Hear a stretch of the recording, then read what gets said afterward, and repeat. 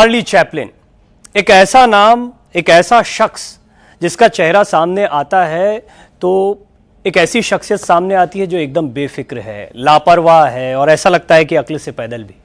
Charlie की इस image को हम सिर्फ मजाकिया और धूम धड़ाम करने वाले शख्स के तौर पर जानते हैं, लेकिन आज लाइव इंडिया चार्ली चैपलिन की हर उस तस्वीर के राज खोलेगा जो न सिर्फ हमें गुदगुदाएगी बल्कि चार्ली के लिए हमारा ये नजरिया भी बदल देगी।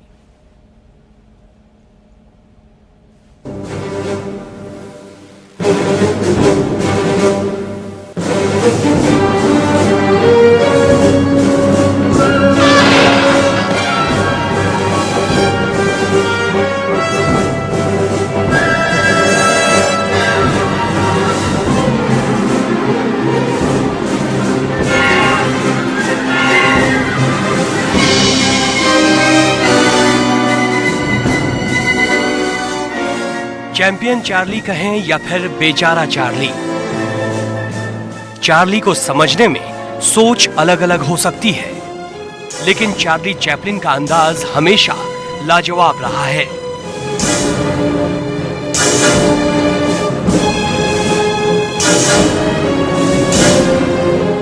इंग्लैंड में पैदा हुए इस हस्ती के इतने रूप हैं कि चार्ली को समझने वाला ही कंफ्यूज हो जाए।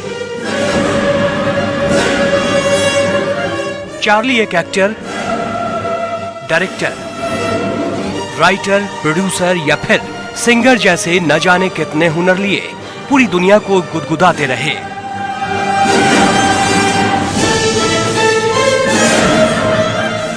अपनी फिल्मी करियर में थिएटर में लगी चार्ली की 92 फिल्मों ने इतने धमाल मचाए कि वो जीते जी एक लीजेंड बन गए।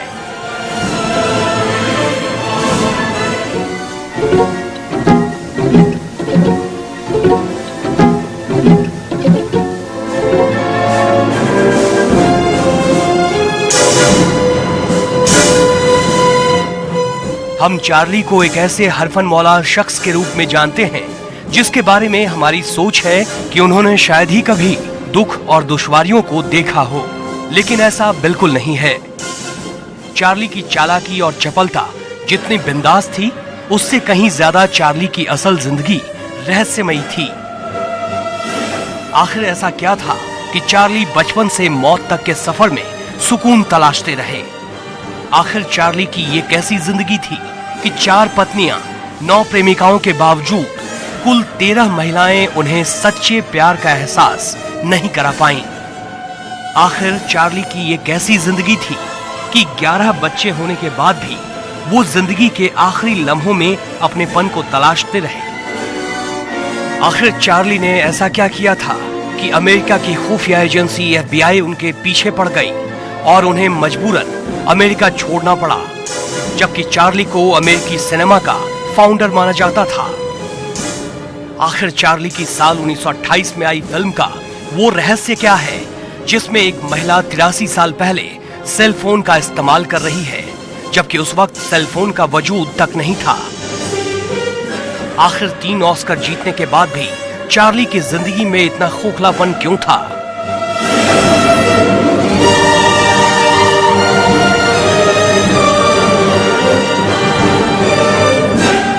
आखिर चार्ली चैपलिन के मरने के बाद ऐसा क्या हुआ कि उन्हें 2 मीटर मोटी कंक्रीट की परत के नीचे दफन करना पड़ा? हम देखेंगे चार्ली की रियल लाइफ से रियल लाइफ तक की वो तस्वीरें जहां फटीचर घुमक्कड़ चार्ली चैपलिन का एक ऐसा संघर्ष छिपा है जहां उन्होंने अपनी पूरी जिंदगी दुनिया को हंसाने और खुद को संभालने में लगा दी।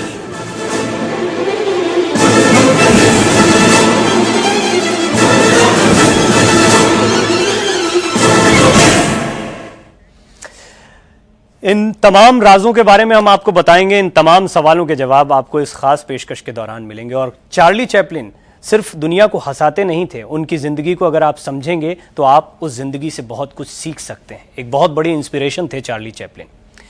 दुनिया वो देखती है जो उसे दिखाया जाता है। कॉमेडी किंग के नाम से मशहूर चार्ली के साथ भी कुछ ऐसा ही था। चार्ली दुनिया को हंसाते गए और खुद को साबित करते गए, लेकिन हंसने और साबित करने के बीच में एक ऐसा फासला था जिसे चार्ली ने बड़ी ही दुश्वारियों के साथ तय किया था।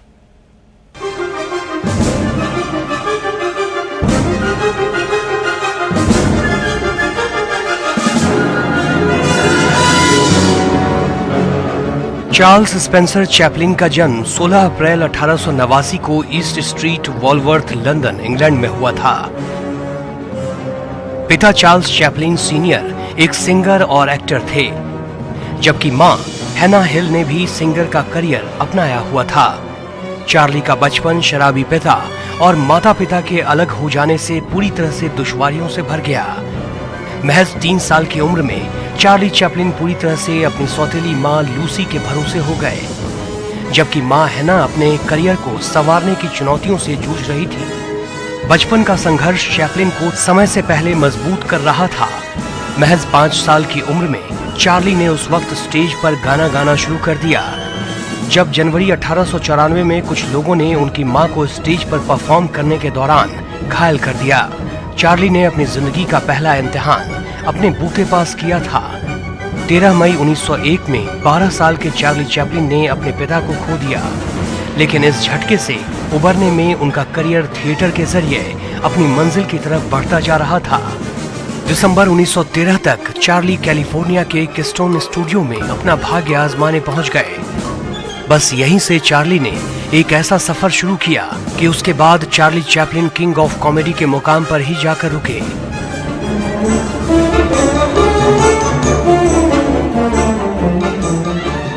दो फरवरी 1914 को उनकी पहली silent film making a living बनी, जिसमें उन्होंने अपना ऐसा हुलिया बनाया जिसके बारे में उस वक्त के एक्टरों ने सपने में भी नहीं सोचा था।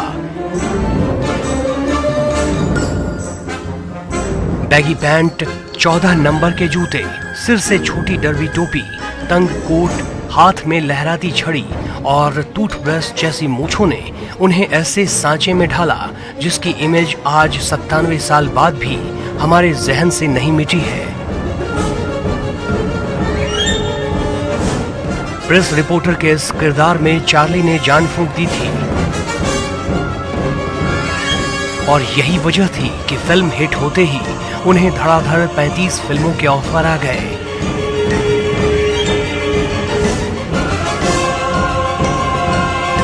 बेहिसाब फिल्में मिलने से चार्ली के सामने चुनौती थी कि वो कैसे अपने किरदार से लोगों को इंटरटेन करने के साथ एक ऐसा मैसेज दें ताकि दर्शकों को सब्जेक्ट से जोड़ा जा सके।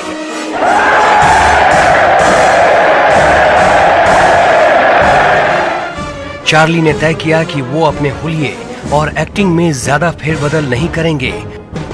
14 नंबर जूते को उन्होंने अपना ट्रेडमार्क बना लिया, जबकि पैर से दोगुने बड़े जूतों को पहनने में चार्ली को काफी परेशानी होती थी, लेकिन फिर भी उन्होंने जूते उल्टे पैरों में पहनकर उन्हें हमेशा अपने किरदार के साथ जोड़े रखा। चार्ली अपनी सभी फिल्मों में दर्शकों के सामने एक ऐसे एक्टर के रूप में आते थे जो बड़ी से बड़ी मुश्किलों को अपनी चालाकी और अनाड़ी अंदाज से निपटाने में माहिर होता था। चार्ली की हर फिल्म समय के साथ चली। चार्ली समय के साथ दौड़े जरूर, लेकिन उन्होंने उससे आगे निकलने का कभी कोई शॉर्टकट रास्ता नहीं चुना।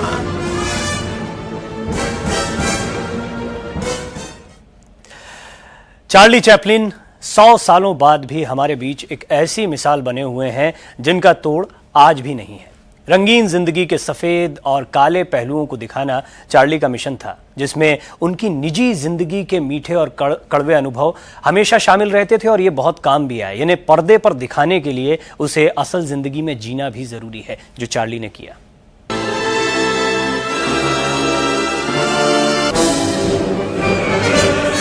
चार्ली की रील और रियल लाइफ रफ्तार पकड़ चुकी थी।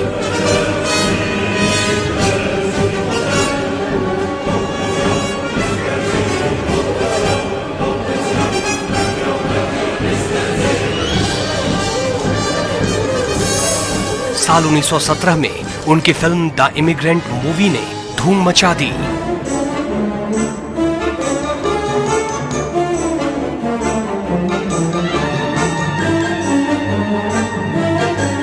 चार्ली इस फिल्म में एक ऐसे घुमक्कड़ का किरदार निभा रहे थे जो अमेरिका जाने के लिए सफर पर निकला हुआ था।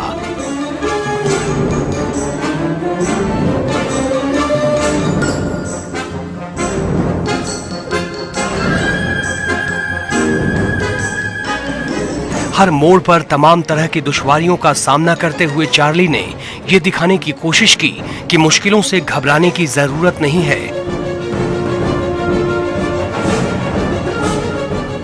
जहाज के सफर में जिस तरह से चार्ली ने उफनते समुद्र में खुद को संभाला, वो असल में दर्शकों का मनोरंजन करने के साथ साथ एक मैसेज है कि किसी भी कीमत पर हौसला मत खो।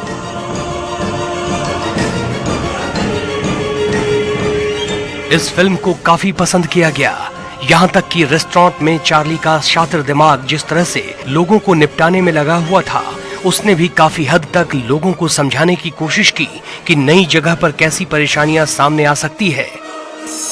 सफलता के इस दौर में चार्ली को अपना पहला प्यार हेट्टी केली के रूप में मिला। भला की खूबसूरत 16 साल की हेट्टी को 19 साल के चार्ली दिल दे बैठे। चार्ली ने हेट्टी से शादी का मन बना लिया, लेकिन डांसर हेट्टी ने चार्ली के प्यार को ठुकरा दिया। चार्ली इस इनकार से टूट गए, लेकिन इस बिखराव का उनके फिल्मी करियर पर कोई असर नहीं हुआ।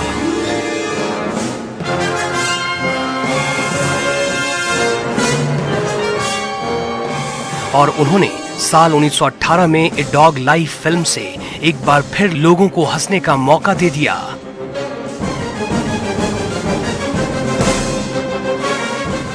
इस बीच लोग प्रथम विश्व युद्ध के खौफनाक अंजामों से सहमे हुए थे।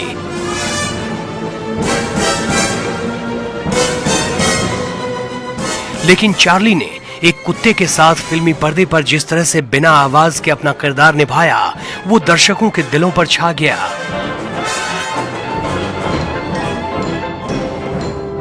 वहीं दूसरी तरफ फिल्म के एक्ट्रेस एडना चार्ली के दिल पर छा चुकी थीं।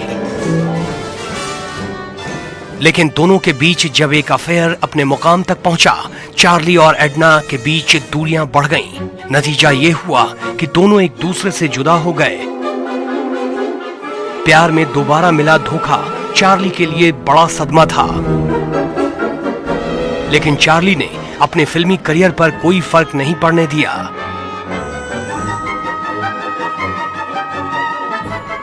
अपने गमों से दूर वो दुनिया को हंसाने और समझाने में जुटे रहे। साल 1918 तक उनको हमसफर के रूप में मिल्ड्रेड हैरिस मिल गईं।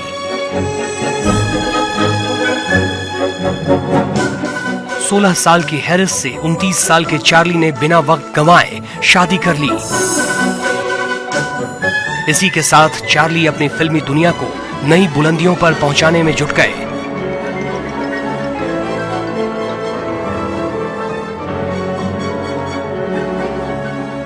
साल 1914 से 1919 तक उनकी 70 फिल्में थिएटर में अपना जलवा दिखा चुकी थीं। इस बीच चार्ली का एक बेटा हुआ, लेकिन 3 दिन बाद ही चार्ली के बेटे की मौत हो गई। चार्ली के लिए ये एक बड़े दुख की घड़ी थी। उस पर चार्ली का हैरिस से तलाक हो जाना उनके लिए एक बहुत बड़ा झटका साबित हुआ। चार्ली एक बार फिर अकेले थे, लेकिन तमाम दुखों के बाद भी उनका नटखट चेहरा दर्शकों को गुदगुदाने के लिए तैयार था।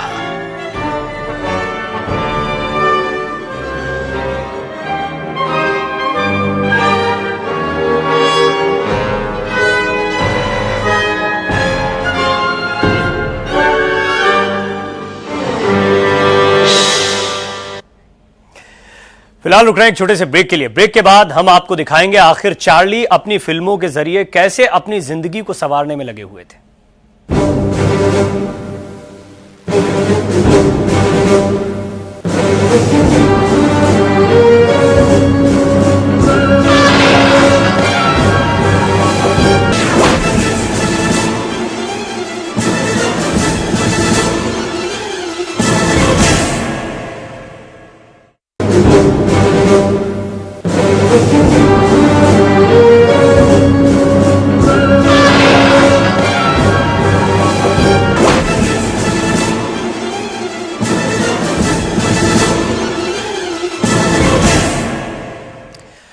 असल जिंदगी की ट्रेजेडी और पर्दे की कॉमेडी के अलावा एक और जबरदस्त पहलू है चार्ली चैपलिन की जिंदगी का, उनकी शख्सियत का, और वो ये कि वो जबरदस्त प्रोफेशनल थे।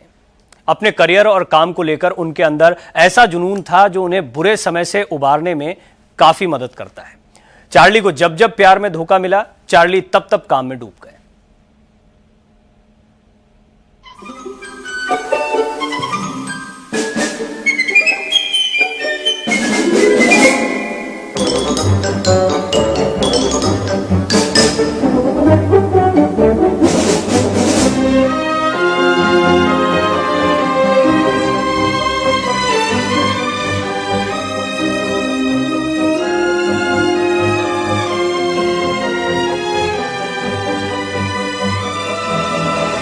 चार्ली की अदाएं लगातार दर्शकों के सिर चढ़कर बोल रही थी।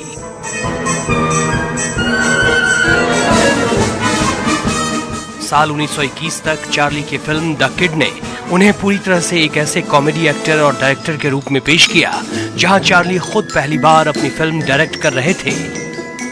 1 घंटे और 8 मिनट की फिल्म द किड में चार्ली एक ऐसे अनाथ बच्चे को पालते हैं जो उन्हीं के नक्शे कदमों पर चलता है।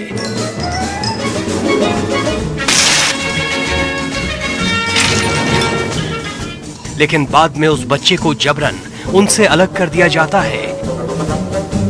कॉमेडी और इमोशन के इस गजब की केमिस्ट्री को चार्ली ने जिस तरह से पर्दे पर उतारा, उसका कोई जवाब नहीं था।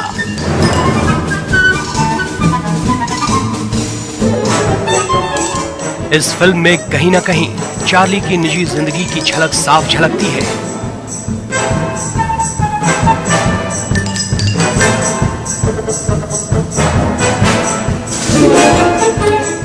जो असल जिंदगी में एक बच्चे के खोने के दर्द को पर्दे पर दिखा रहे थे। चार्ली अपनी फिल्म में रियल लाइफ को रियल लाइफ में जिस तरह से पेश करते थे, उसमें वो तकनीक का साफ ध्यान रखते थे। अपनी फिल्म के हर शॉट को परफेक्ट बनाने में चार्ली बेतहाशा मेहनत और पैसा बहाते थे।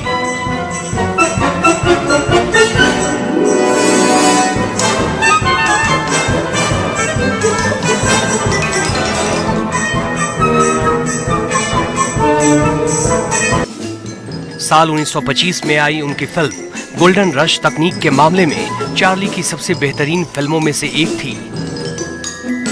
फिल्म द गोल्डन रश में चार्ली ने कॉमेडी और रोमांस को काफी अच्छे तरीके से इस्तेमाल किया, लेकिन असल जिंदगी में चार्ली रोमांस के मामले में ज्यादा लकी साबित नहीं हो रहे थे। फिल्म बनाने के दौरान उनका पॉलिश एक्ट्रेस पोला नेग्री से अफेयर काफी चर्चा में रहा, लेकिन 9 महीने बाद ही वो दोनों अलग रास्तों पर चले गए।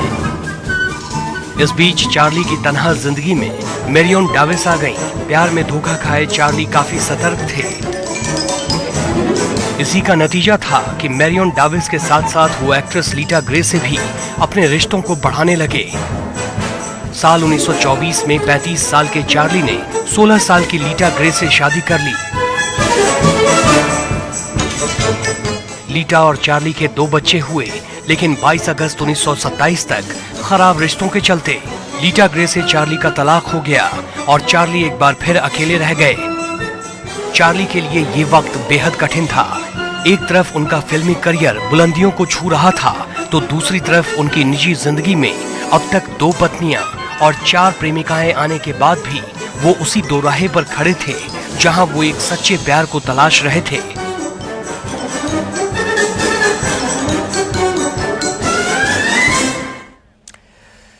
एक और खासियत यह थी कि चार्ली चैपलिन अपने दर्शक को समझते थे, आम आदमी को समझते थे, उसकी सोच को समझते थे।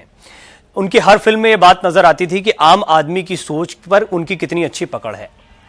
और शायद यही वजह है कि आम आदमी को अहिंसा का अचूक हथियार देने वाले गांधी के लिए भी चार्ली चैपलिन के मन में बहुत श्रद्धा थी।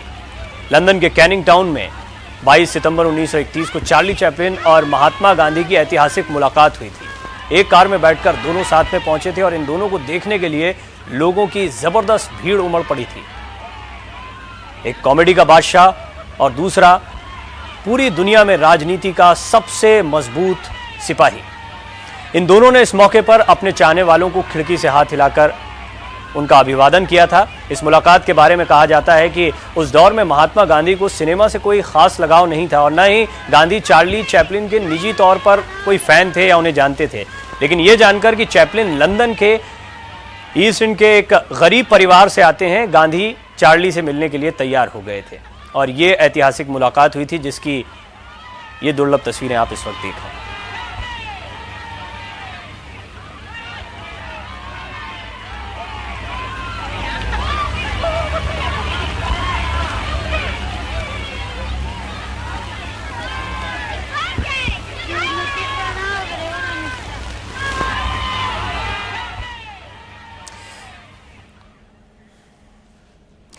ये चार्ली चैपलिन के जीवन की वो तस्वीरें हैं और वो पहलू हैं जिनके बारे में शायद आप नहीं जानते होंगे या जो पर्दे पर आपको बहुत ज़्यादा देखने को नहीं मिली। कुछ और ऐसी ही दिलचस्प बातें हैं। मसलन जैसा हमने आपको शुरुआत में भी बताया था, किस तरह से चार्ली चैपलिन की फिल्म में सबसे पहले सेलफोन देखा गया था, जो आज तक एक बहुत बड़ा रहस्य बना हुआ है कि ये सेलफोन आखिर कैसे दिखाई दिया था। और उनकी ज़िंदगी के कई खास पहलू हैं। इन तमाम पहलुओं को आपके सामने रखेंगे, लेकिन एक छोटे से ब्रेक के बाद।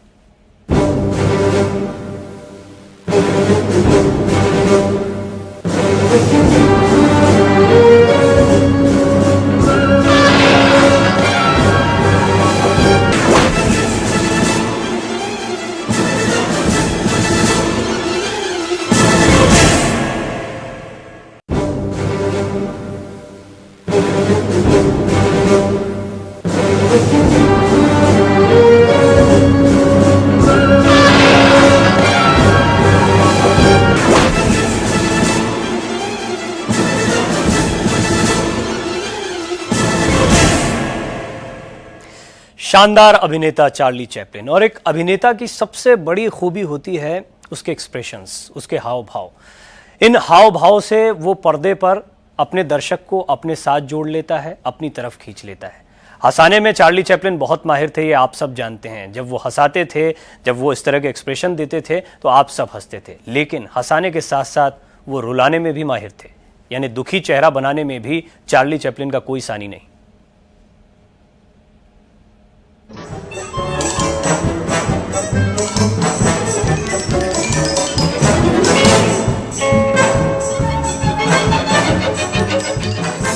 चार्ली की निजी जिंदगी एक सर्कस के जोकर की तरह थी, जहां वो एक ऐसी दौड़ में शामिल थे जिसमें वक्त तो तेजी से गुजर रहा था, लेकिन वो मंजिल तक नहीं पहुंच पा रहे थे। चार्ली का फिल्मी करियर लगातार ऊंचाइयां छू रहा था। साल 1928 में उनकी फिल्म द सर्कस ने लोकप्रियता के सारे रिकॉर्ड तोड़ दिए।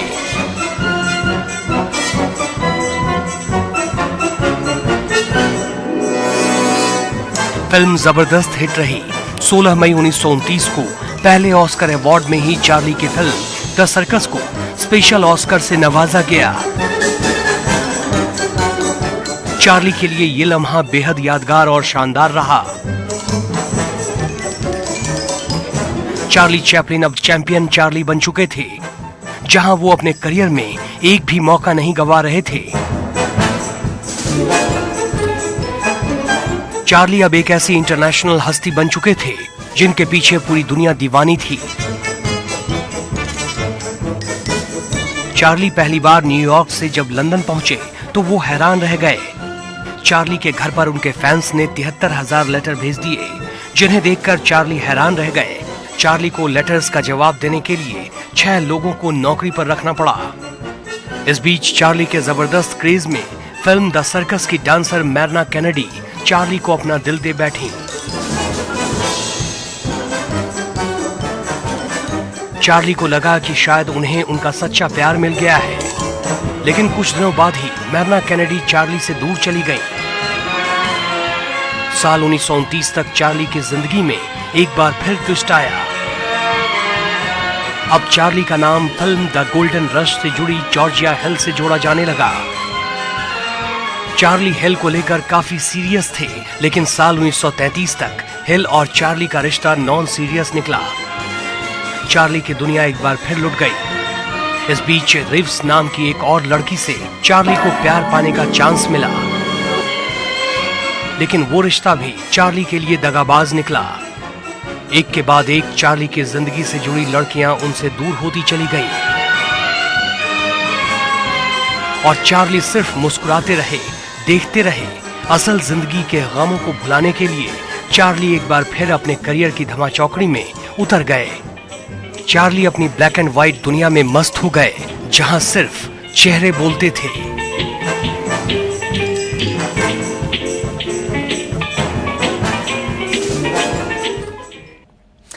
एक्टर, डायरेक्टर, सिंगर, कई खूबियां थी चार्ली चैपलिन के पास, लेकिन सबसे बड़ी खूबी थी मिस्टर परफेक्शनिस्ट होना।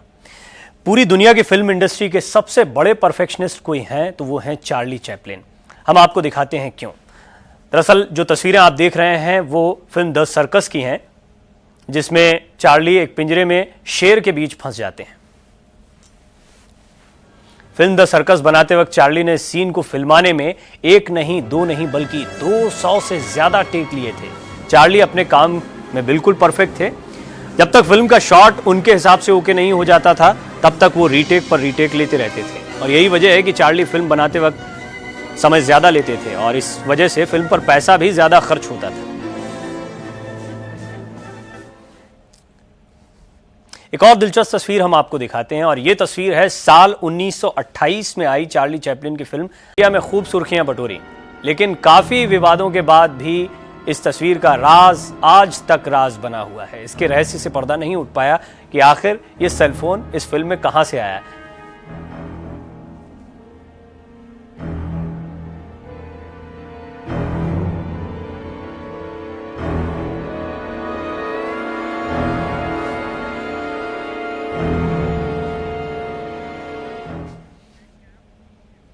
चार्ली चैपलिन मजाकिया, मस्तीखोर, जबरदस्त अंदाज से लोगों को गुदगुदाने और हंसाने वाला शख्स।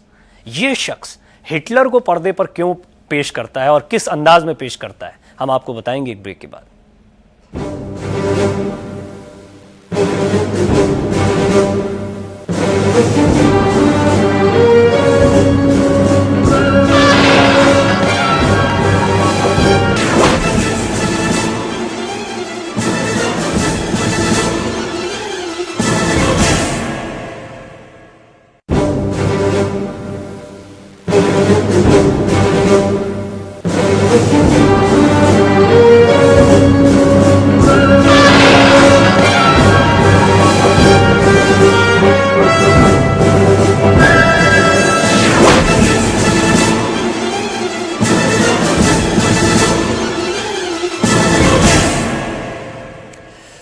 सिर्फ उछल कूद करना या मस्ती को पर्दे पर दिखाना, लोगों को गुदगुदाने के लिए सब कुछ करना, यही मकसद चार्ली का नहीं हुआ करता था। चार्ली अपनी फिल्म में सब्जेक्ट को भी खास तरजीह दिया करते थे, जिससे एंटरटेनमेंट के साथ साथ मैसेज जरूर दर्शकों तक पहुंचे। और यही वजह थी कि चार्ली के निशाने पर आम लोगों से जुड़े खास मुद्दे हमेशा होते थे।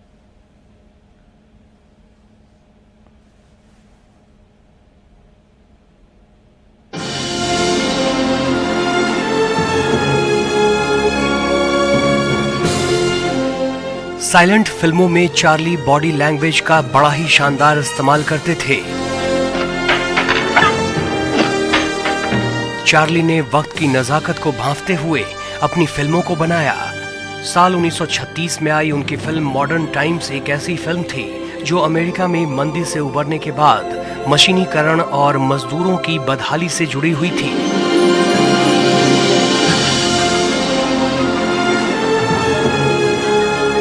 मजदूर बने चार्ली अमेरिकी फैक्ट्रियों की दुर्दशा पूरी दुनिया को दिखा रहे थे, जहां मजदूरों से इस कदर काम लिया जा रहा था कि वो अपना मानसिक संतुलन तक खोने लगे थे। 1 घंटे और 27 मिनट की इस फिल्म में दिखाया गया है कि मजदूर चार्ली पर काम का दबाव इस कदर हावी था कि वो काम करते हुए मशीन तक पहुंच गए।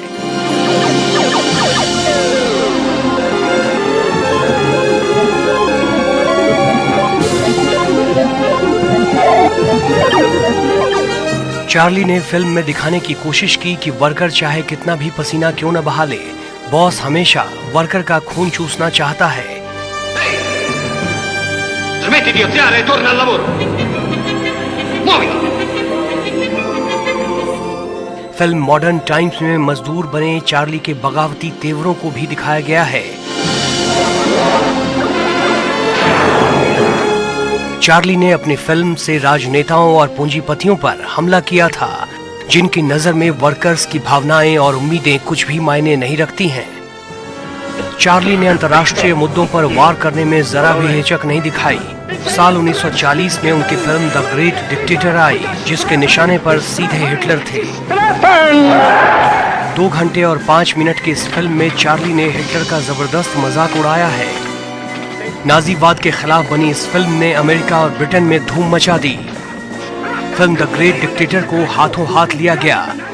खास तौर से फिल्म जब दिसंबर 1940 में ब्रिटेन में रिलीज हुई, उस वक्त वहां हिटलर की फौजें जबरदस्त हवाई हमले कर रही थी। लेकिन उसके बाद भी फिल्म देखने के लिए हजारों लोग उमड़ पड़े। इस फिल्म को उस जमाने में 3 करोड़ लोगों ने थिएटर में जाकर देखा। फिल्म से चार्ली ने साबित कर दिया कि हिटलर ने जितने लोगों को भी रुलाया, चार्ली ने उससे कहीं ज्यादा लोगों को हंसाया है। चार्ली को इस सफलता के दौर में एक्ट्रेस पॉलेट गोडार्ड का साथ मिल गया। चार्ली ने बिना वक्त गवाए पॉलेट को अपना हमसफर बना लिया, लेकिन साल 1942 तक दोनों का तलाक हो गया। चार्ली फिर अकेले थे। अगर उनके साथ कोई था तो वो थी चार्ली की कॉमेडी का ह्यूमन एंगल, जो उनकी आत्मा थी। हमारी ये खास पेशकश जारी रहेगी एक ब्रेक के बाद भी। ब्रेक के बाद हम आपको दिखाएंगे चार्ली के फिल्मी सफर का अंत कैसे हुआ और उनकी जिंदगी का आखिरी समय कैसे बीता।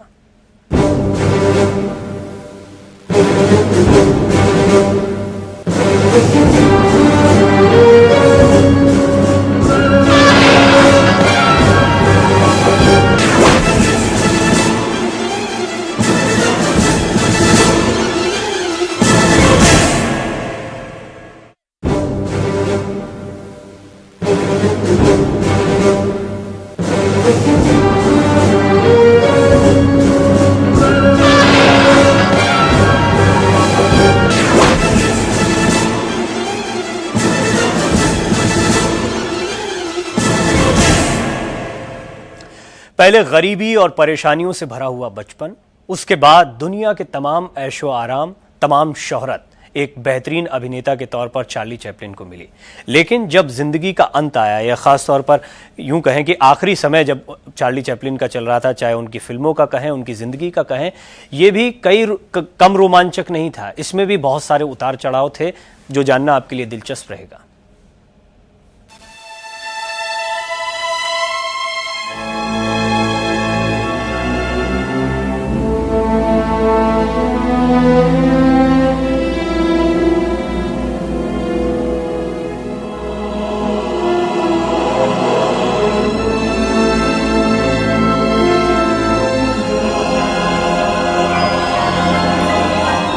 चार्ली अब तक के सफर में दिखा चुके थे कि कॉमेडी में अगर ह्यूमन एंगल होगा तो लोगों पर उसका असर साफ दिखेगा। चार्ली वक्त के साथ तेजी से आगे बढ़ रहे थे। 16 जून 1943 को 54 साल के चार्ली ने 18 साल की उना ओ'नील से शादी कर ली। शादी के कुछ सालों बाद 11 अप्रैल 1947 को चार्ली की सबसे विवादित फिल्म मॉन्सिकुर विडॉक्स आई, जिसमें चार्ली एक ऐसा किरदार निभा रहे थे जो अमीर विधवा औरतों से पहले शादी करता था और फिर उन्हें मारकर उनकी प्रॉपर्टी हड़प लेता था। फिल्म पूंजीवाद के खिलाफ थी, इसलिए अमेरिका में चार्ली के खिलाफ माहौल बनने लगा।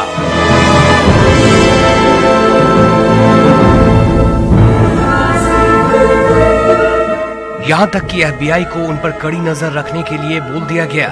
इस बीच इस साल 1952 तक चार्ली ने अमेरिका छोड़ दिया और साल 1953 में उन्होंने स्विट्जरलैंड के गांव कोर्सेर को अपना ठिकाना बना लिया। चार्ली आगे की योजनाएं बनाने लगे। 12 सितंबर 1957 को चैंपियन को आखिरी बार role a king in New York film में मिला। साल 1967 तक उन्होंने अपनी आखिरी फिल्म काउंटीज फ्रॉम हांगकांग बनाई। इसी के साथ चार्ली का फिल्मी सफर पूरा हो गया। साल 1972 में चार्ली को 43 साल बाद दूसरा स्पेशल ऑस्कर अवार्ड दिया गया। बेहद भावुक दिख रहे चार्ली के सम्मान में 12 मिनट तक तालियां बजती रहीं। चार्ली इस सम्मान के सही मायनों में हकदार थे।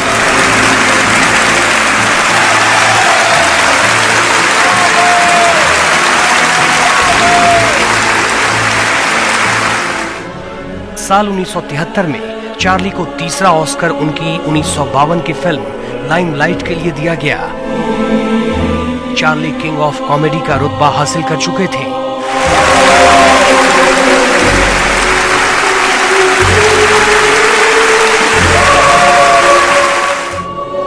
चार्ली 73 साल की उम्र में आखिरी बार पिता बने। अपनी पत्नी उना और नील के साथ वो 14 साल तक रहे, जिनसे उनके 3 बेटे और 5 बेटियों समेत 8 बच्चे हुए।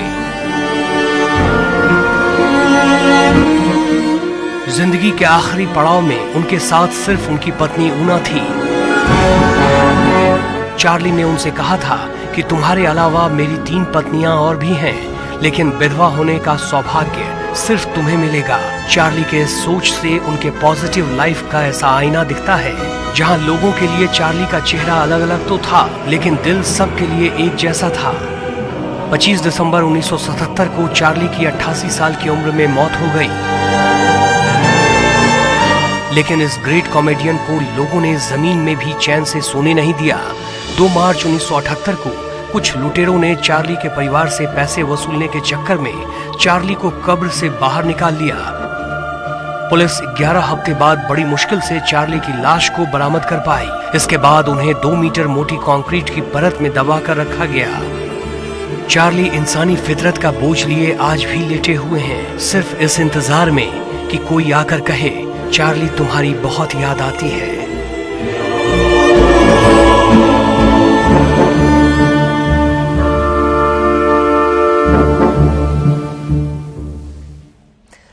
संस्कृत में कहा जाता है, न भूतो न भविष्यति, ना तो ऐसा कोई हुआ, ना आने वाले समय में ऐसा कोई होगा। चार्ली चैपलिन एक ही थे।